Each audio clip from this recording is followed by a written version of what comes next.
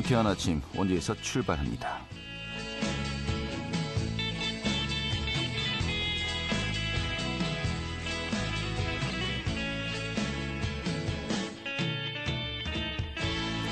안녕하십니까. 1월 4일 목요일 아침 인사드리겠습니다. 상쾌한 아침 원주에서 출발합니다. 진행이 한태호입니다. 자, 원주 지역이 오늘 아침 최저 기온 영하 3도였고요. 낮 최고 기온도 영상 3도에 머물 것으로 보입니다. 오늘 현재까지는 눈이 살짝 내리고 있습니다만은 오후 들면서 또 낮이 되면서 전국적으로 대체 맑겠습니다. 이 중부지방은 오후부터 차차 구름이 또 많아지겠다고 합니다. 밤부터 강원 영동 지역에는 바람이 다소 강하게 불 것으로 보입니다. 지금 시설물 관리 안전사고 유의하셔야겠고요. 자, 오늘 준비한 소식 살펴보도록 하겠습니다. 이 총선이 이제 90여일 남았습니다만은 각 지역구 예비 후보들, 유력 주자들 지금 저희가 이제 차례대로 연결해서 이야기 듣고 있죠. 오늘은 원주 갑 지역구에 출사표를 던진 여준성 민주당 예비 후보와 함께 총선 계획 지금 일정 들어보도록 하겠습니다. 또 원주시가 올해 저출산 대책 마련의 일환으로 다양한 아동복지 사업을 준비했다고 하죠. 이 내용도 전해드리도록 하죠. 1월 4일 목요일 상쾌한 아침 원주에서 출발하겠습니다.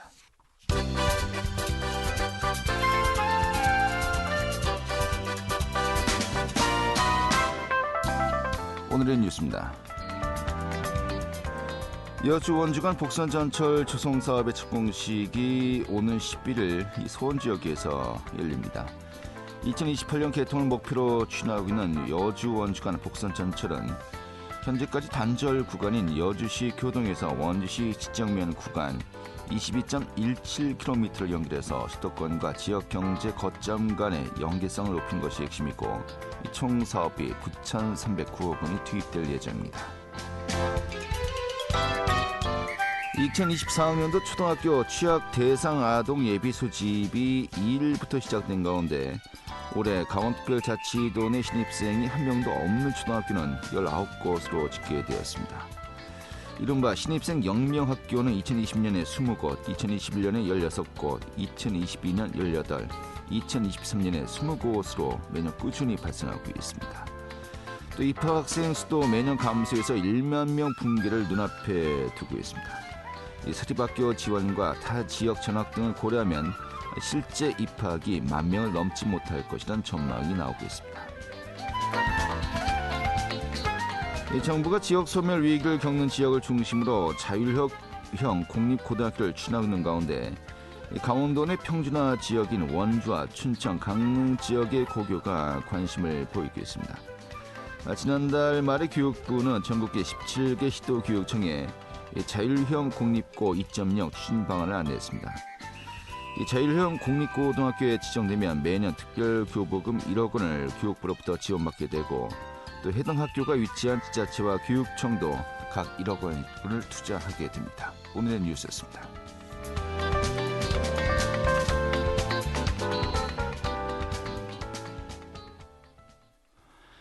네, 4월 10일 총선을 앞두고 출사표를 던지는 후보들의 윤곽이 드러나고 있습니다.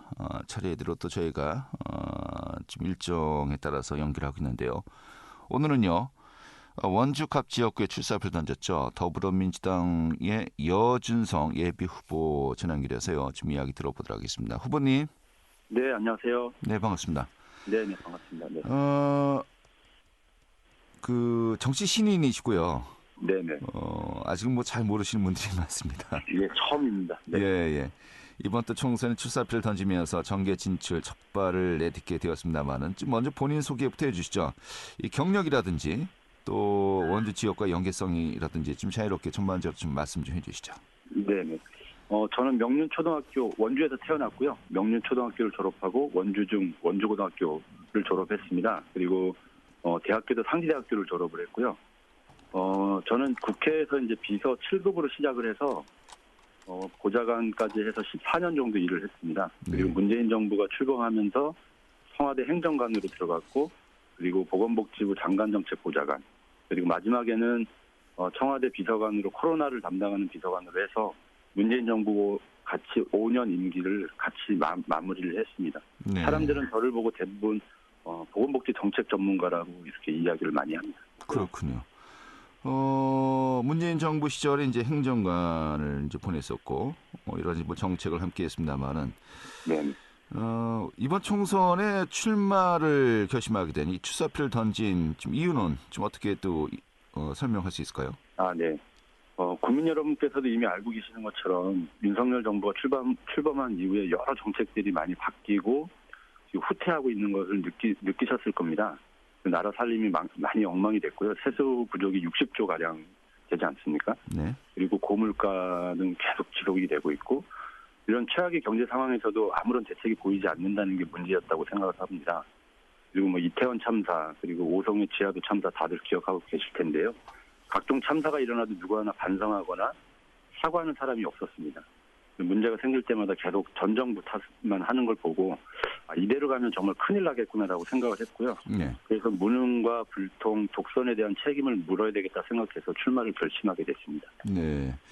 현 정부에 대한 실정을 좀 책임을 묻기 위해서 나섰다는 것인데, 그럼 좀 나중에 또 질문을 드려야 되겠습니다만은, 뭐 가령 이제 경선을 치르게 된다면은 현재 원주갑 지역구에서는 원창목 당협위원장과 이제 또 경선을 치르게 되지 않겠습니까? 민주당은 지역위원장입니다. 예, 지역위원장이요. 예. 네. 그 역할은 뭐 원창목 후보는 못 할까요? 본인만 할 수 있는 겁니까? 뭐 민주당 후보라면 누구든지 다 그런 생각을 가지고 나오셨을 거라고 생각을 하고 있습니다. 네. 자, 그러면은 그럼에도 불구하고 본인이 더 이제 그러한 그 역할을 할 수 있다라고 하는 좀 이유는 좀 어떤 겁니까? 저는 국회에서 여러 경험을 했고요. 그리고 청와대 보건복지부 정부까지 해서 국정 경험이 많이 있습니다. 그래서 지금 당장 국회의원을 하더라도 전혀 손색이 없을 정도로 그런 전문성을 가지고 있다고 생각을 하고 있습니다. 네, 알겠습니다. 요 부분은 좀 잠시 뒤에 더 여쭤보기로 하고요. 네. 그 이번에 총선에서 당선되신다면요, 목표로 하는 위정활동 방향은 어떤 겁니까? 제가 출마 선언을 원주시청 기자회견실에서 하면서도 이야기를 했던 건데요. 먼저 원주를 경제 활력이 넘치는 도시로 새롭게 디자인을 할 생각입니다. 네. 저희 대표 공약이 첨단위로 복합단지 많이 기억하시는 분들이 계실 텐데 네. 오송하고 대구에 이어서 세 번째 첨복단지를 원주에다 유치하겠다는 게 제 생각입니다. 네. 그리고 오송을 먼저 예를 들면 첨복단지 조성 이후에 유치한 기업이나 기관들이 120개가 됩니다. 네. 대구도 98개나 정도 되고요. 그러니까 이것은 기업이 지금 원주는 기업을 찾아다니면서 원주로 와달라고 요청을 하고 있는데 그것이 아니라 기업이 원주를 찾아오는 도시로 만들겠다는 게 제 생각입니다. 그래서 청년들이 원주를 떠나지 않고 양질의 일자리를 찾을 수 있도록 할 생각입니다. 네. 그리고 두 번째는 제가 처음에 국회의원 총선에 출마를 하게 된 배경을 말씀을 드렸는데 2027년 정권 교체를 위해서 준비를 할 생각입니다. 그것을 위해서 먼저 국민들 피부에 닿는 정책을 개발할 거고요. 국회의원은 자신의 지역을 기반으로 하되 국가 미래 비전도 같이 만들어야 되지 않겠습니까? 그래서 우리나라가 정말 시급한 저출산 문제, 그다음에 고령사회를 준비하는 이런 정책들, 그리고 한 번 실패해도 두 번째 기회가 주어지는 사회 안전망을 강화하는 것, 그리고 중산층과 서민, 취약계층 등을 아우르는 그런 복지 정책을 만드는 데 집중할 생각입니다. 네. 자, 그러면은 만약에 이제 당선이 되셨어요. 보통 이제 상임위원회 같은 경우는 본인의 적성과 또 전문성을 살려서 보통 이제 그 선택을 하게 되지 않겠습니까? 네. 어떤 상임위원회를 좀 희망하십니까? 제가 국회하고 청와대까지 한 19년 정도 일을 했는데요. 그중에 14년 정도를 보건복지 분야에서 일을 했습니다. 네. 그래서 아까 말씀드린 것처럼 제가 보건복지 쪽에는 정책 전문가로 이미 소문이 나 있기 때문에 저는 보건복지위원회를 일을 할 생각입니다. 알겠습니다. 이런 가운데 또 지역의 현안인 첨단 산업 복합단지 의료기기 분야에서 그 부분을 특화해서 또 지역의 현안과 맞물려서 정책을 펴겠다는 것인데 맞습니다. 네. 이게 사실 예전에 상당히 벌써 오래되었군요. 2010년입니다. 예, 뭐 대구라든지 뭐 또 이제 그 충청 지역으로 이제 이 부분이 이제 좀 아쉬움을 이제 원주 지역에 삼키게 되면서 이 사실 이제 정부의 정책과 맞물려 있는 부분 아니겠습니까? 맞습니다. 네. 이것도 굉장히 또 현 정부의 정책과 또 맞물리는 것인데 쉽지 않을 것 같기도 하고 좀 어떤 보관이 있는 겁니까? 지금 지금 말씀해 주신 것처럼 저희가 2010년도에 사실 대구에 빼앗겼다고 보는 게 맞습니다. 그 당시에 우리 원주가 이미 의료기기 산업단지들이 많이 자리 잡고 있었는데 그 아쉬움이 좀 있는 거고요. 이미 제가 이 공약을 준비하고 있다가 보니까 강원도에서도 천복단지를 원주에 유치하겠다라는 그런 보관을 가지고 계시는 걸로 알고 있습니다. 그래서 이 현 정부도 그런 생각이 있기 때문에 제가 보건복지 전문가로서 충분히 이 부분은 자신이 있다고 생각을 하고 네. 2010년 이후에 지금 13년 정도 지난 지금은 오히려 이 의료기기라든지 이 바이오 의약품이라든지 이 분야가 굉장히 많이 성장을 했거든요. 네. 그러니까 충분히 세 번째 천복단지도 필요하다 이렇게 생각을 하고 있습니다. 알겠습니다. 자, 이번에 최근에 네. 전국적으로 4개 광역지자체가 규제 제한 이제 특구로 지정이 되지 네네네. 않았습니까? 네네. 강원도 같은 경우는 이제 위로 분야 이제 특구가 되었고요. 사실상 네, 이제 된 것으로 맞습니다. 보고 있습니다만은 네네. 그러니까 네거티브 방식이에요. 그러니까 이제 법으로 하지 말라. 이 정해진 거 외에는 다 할 수 있다라는 것인데 네. 지금 말씀하신 어떤 위로 산업 활성화와 맞물려서 이런 규제 자유 특구와 또 이제 신원 효과를 좀 어느 정도 낼 수 있다고 보십니까? 그럼요. 충분히 가능합니다. 그래서 이 천복단지 같은 경우는 이미 천복단지 법이 별도로 있어서 그 안에서 모든 것들을 자유롭게 할 수가 있고 그다음에 인허가라든지 임상 뭐 이런 부분들 그다음에 해외 진출을 할 수 있는 플랫폼을 구축한다든지 네. 이런 지원할 수 있는 제도들이 많이 있습니다. 예. 천복단지와 좀 다른 질문이었습니다만은 알겠습니다. 네. 정리하겠고요. 지금 여론조사 내용 살펴보도록 하죠. 네. 제가 자세하게는 이제 그 수치를 이야기하지는 않겠습니다. 네. 근데 지난해 연말이죠. 이 KBS와 또 이제 KBS 비롯한 도내 방송 3사가 여론조사를 실시했었는데, 보면은 일단은 원창묵 현 그 위원장이 이 더불어민주당 후보 적합도라든지 여러 분야에서 지금 우리 여예비 후보님에 비해서 상당히 좀 네. 많은 높은 점수를 받았습니다. 네. 이런 여론조사 결과는 어떻게 보십니까? 원창문 시장님은 30년 정도 정치를 원주에서 하셨습니다. 네. 그리고 시장도 3선까지 하셨던 분이고 굉장히 오랫동안 정치를 하셨기 때문에 충분히 그런 결과가 나온 거는 뭐 당연할 수 있다고 생각을 하고요. 네. 저는 다만 예비 후보 등록하고 첫 번째 여론조사에서 저 정도의 수치는 굉장히 높게 나온 거라는 거를 이제 여론조사 전문가들이 많이 이야기를 하고 있습니다. 네. 예. 알겠습니다. 그래서 저는 뭐 충분히 그 선거운동을 하는 기간 동안 충분히 뒤집을 수 있는 여건이 있다고 생각을 하고 있습니다. 보통 그 민주당 경선은 그 여론조사와 또 당원들 네네. 그 지지 이렇게 좀 50대 50으로 이제 합산되어서 맞습니다. 결정되는 겁니까? 네네. 그 결정 시기는 언제쯤이 될 것 같습니까? 2월 말에서 3월 초 정도로 생각을 하고 있습니다. 2월 말 3월 초 이제 뭐 한 2달 정도 60일 정도 남았다 이제 보면 되겠는데 네네. 뭐 길다면 긴 시간입니다만 또 짧은 시간일 수밖에 그렇습니다. 없겠고요. 네. 네, 지금 이야기하신 것처럼 원창무 후보 같은 경우는 뭐 오랜 기간 원주에서 네. 그 역할을 했기 때문에 뭐 지명도는 뭐 인지도는 뭐 이게 좀 사실상 뭐 굉장히 좀 벽이 있다고 느낄 수밖에 없을 것 같습니다만은 맞습니다. 예. 그 기간 동안에 이러한 한계를 돌파하기 위해서는 아까 제가 이야기를 이제 다시 이제 드리겠다고 했습니다만은 네. 원창무 후보에 비해서 본인의 강점을 많은 분들에게 알려야 되지 않겠습니까? 네네. 특히 어떤 점들을 강조할 예정입니까? 제가 시민들을 요즘에 계속 만나고 있는데요. 그 시민들을 만나면 이 정치에 대한 변화를 많이 말씀을 하세요. 그리고 좀 새롭게 했으면 좋겠다는 그런 기대들을 많이 갖고 계시는데 저는 올드함이나 기존 정치에 때묻지 않은 그런 신선함과 깨끗함이 강점이라고 생각을 하고 있습니다. 네. 그래서 저희가 충분히 그 변화의 대안이 될 수 있다 이렇게 생각을 하고 있고요. 네. 뭐 충분히 저는 뭐 이 남은 기간 동안 시민들이 생각하는 그 기대치에 부응할 수 있다 이렇게 생각을 하고 있습니다. 알겠습니다. 올해 우리 여 후보님은 나이가 어떻게 되시죠? 71년 돼지띠입니다. 71년생이면은 이제 50대 53 초반이고요. 네. 예. 제가 저번에 그 우리 원 후보가 나왔을 때 네네. 이게 그 올드함과 구태의원함은 이제 보일 수 있지 않느냐라고 네네. 이제 얘기했더니 경력과 능력, 비전으로 봐야 되지 않냐라고 네네. 이야기하는데 뭐 서로의 어떤 뭐 공격 포인트는 뭐 생각하는 부분이 이제 비슷한 것 같습니다. 네네. 예, 그 정도 정리하고요. 자, 경선을 떠나서 좀 구도를 여쭤봐야 되겠는데 네. 원주갑 지역구 같은 경우는 뭐 현역 의원을 대상으로도 역시 이제 그 여론조사에 넣었었고요. 네. 근데 이제 박정하 의원 같은 경우가 이제 여론조사 상으로는 굉장히 또 이제 불리하게 나왔습니다. 일단 원주갑은 민주당의 승리가 어느 정도 용이하다 이렇게 구도가 좀 잘 짜여질 것 같다 이렇게 보십니까? 저는 그렇게 생각하지 않고요. 네. 단순 수치로만 보면 민주당 후보들 2명의 저와 원창무 후보 2명의 합이 40% 정도 되고 네. 박정하 의원님이 22% 정도 되지만 그 자료를 보시면 부동층이 31%입니다. 그래서 3명이 누구보다도 높게 나왔습니다. 부동층이. 네. 이 얘기는 3명 중에 누구도 선택할 수 있는 사람이 없다라는 이야기하고 똑같은 거거든요. 네.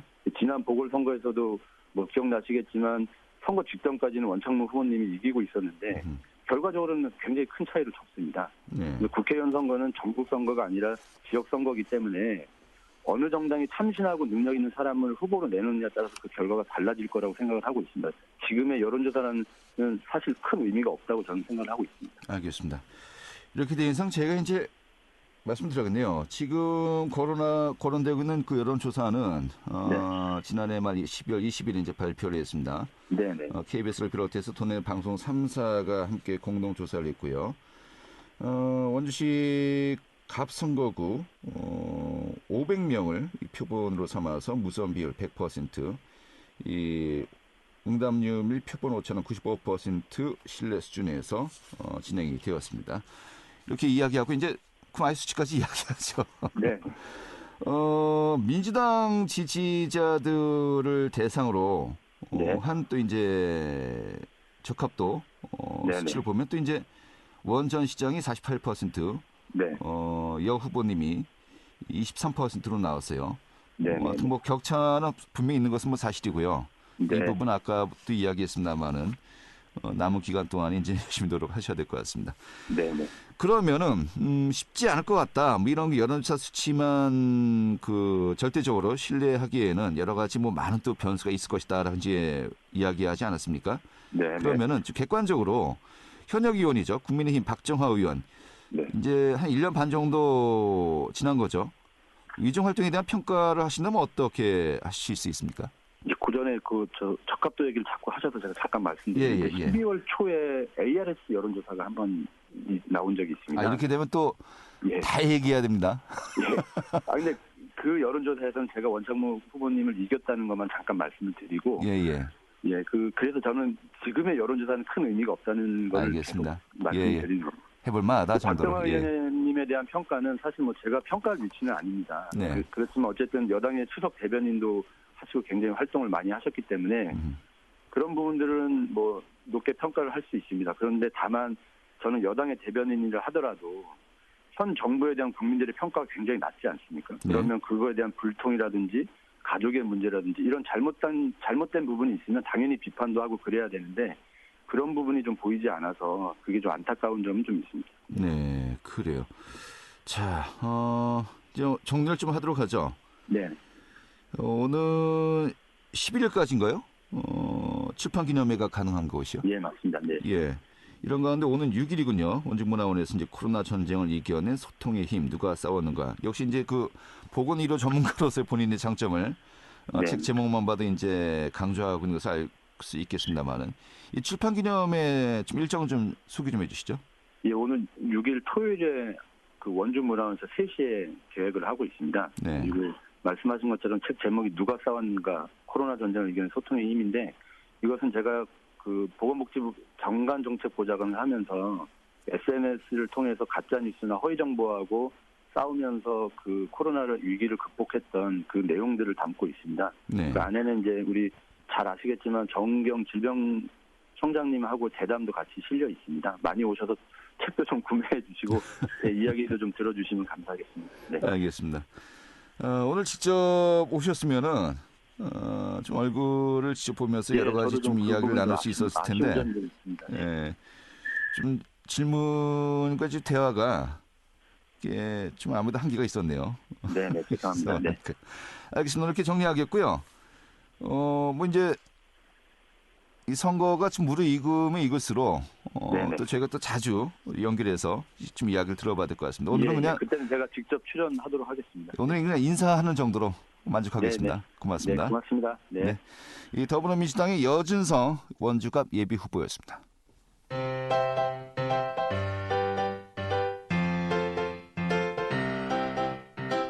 KBS 원주방송국이 유튜브 다시 듣기 서비스를 실시합니다. 매일 아침 강원 영서남부권의 뉴스와 정보를 전해드리는 상쾌한 아침 원주에서 출발합니다는 KBS 원주라디오 유튜브 채널을 통해 다시 들을 수 있습니다.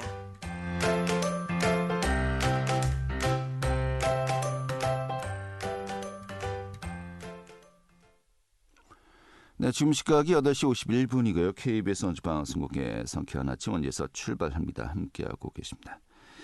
자, 원주시가 올해 다양한 아동복지 사업을 준비하고 있다고 합니다. 좀 아이 낳고 키우기 좋은 환경을 조성하기 위한 것이 목적이라고 하는데요. 오늘 좀 소개해 드리도록 하죠. 박다현 리포터 어서 오시죠. 네, 안녕하세요. 네. 자, 올해 들어서 원주시에서 준비한 아동복지 사업들 좀 어떤 것들이 있습니까? 네, 원주시는 2024년도 아동복지 사업을 다양하게 준비했습니다. 우선 어린이집에 토토 및 농특산물을 지원해 급식 간식비를 지원하고 또 쾌적한 보육 환경을 위한 냉난방비 지원, 또 취약계층 원아를 대상으로는 어린이집 입학준비금 지원, 그리고 보육료 부모 부담금 지원 등 다양한 아동복지 사업을 추진하고 있는데요. 특히 올해부터 시행되는 사업으로는 어린이집 원아 특별활동비 지원 사업이 있습니다. 아이들 특별활동에 들어가는 비용 일부를 원주시에서 부담하는 사업인데요. 자세한 내용 원주시 보육아동과 김도희 과장 이야기 들어보겠습니다.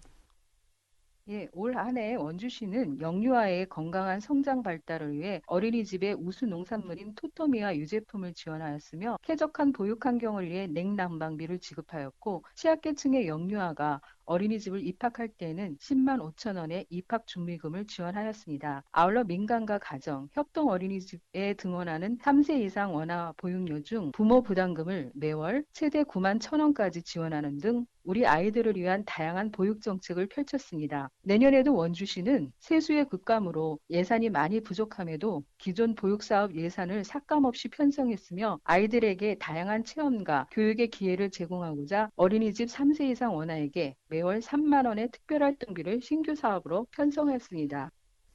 네. 좀 이야기했습니다만 올해부터 시행되는 사업 중으로 하나로 원아 특별활동비 지원 사업이 있습니다. 좀 어떤 사업이죠?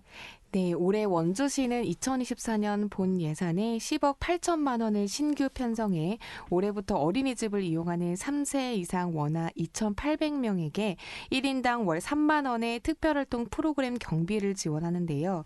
이 어린이집 특별활동은 보육과정 외에 외부 강사 수업 활동을 말합니다. 체육, 코딩, 음악 등의 다양한 활동 프로그램으로 구성되어 있는데요. 이 특별활동비는 전액 부모 부담으로 운영되고 있었습니다. 올해부터는 3세 이상 원아를 대상으로 매월 3만 원의 특별활동비를 지원할 계획입니다. 특별활동비는 어린이집에 참여 동의서를 제출한 3세 이상 원아에 한해서 원주시가 어린이집에 비용을 지원할 예정인데요.